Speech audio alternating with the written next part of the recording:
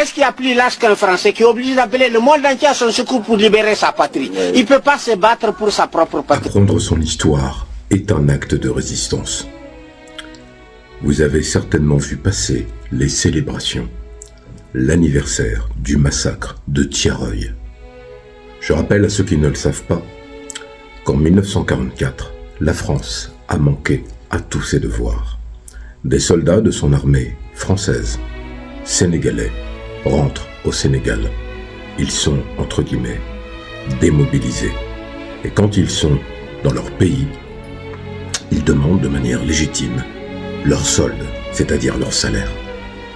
Ils le demandent non pas parce qu'ils veulent être dans l'opulence, c'est parce que les périodes sont difficiles. Ils sont pour la plupart rentrés faire cette guerre pour pouvoir justement permettre de subvenir aux besoins de leur famille. Ils ne se sont pas enrôlés par patriotisme, ils ont été incorporés dans ces régiments. Ces hommes vaillants qui se sont battus contre l'obscurantisme et la barbarie xénophobe du régime du national-socialisme sont face à leur destin.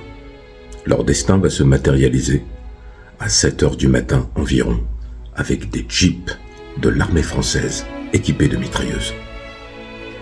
Ils vont tirer sur ces soldats, en tuer et en tuer encore, parce qu'ils réclamaient leur solde. Les leaders de ces revendications sont condamnés à des peines de 10 à 20 ans de prison. Le général de Gaulle reçoit des lettres, des supplications, des demandes. Même des officiers français disent au général qu'il faut gracier ces hommes qui, en vérité, se sont montrés dignes pour un combat juste. Ils ne seront pas graciés. Ils vont croupir en prison. C'est ainsi que la France récompense ses soldats. Ce que dit cet homme est tout à fait juste en soi. Vous y verrez une insulte si vous êtes français. Les Français sont des lâches, etc. Et la résistance, et Jean Moulin. Mais qui vous parlera de la mosquée de Paris, des francs-tireurs partisans, de l'imam Mesli déporté à Dachau?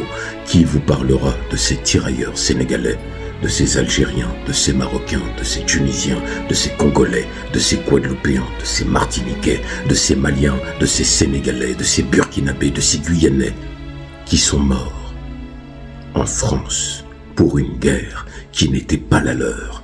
Qui te dira ce qui s'est passé dans les camps de concentration lorsque des Noirs étaient assassinés? Personne ne va t'en parler.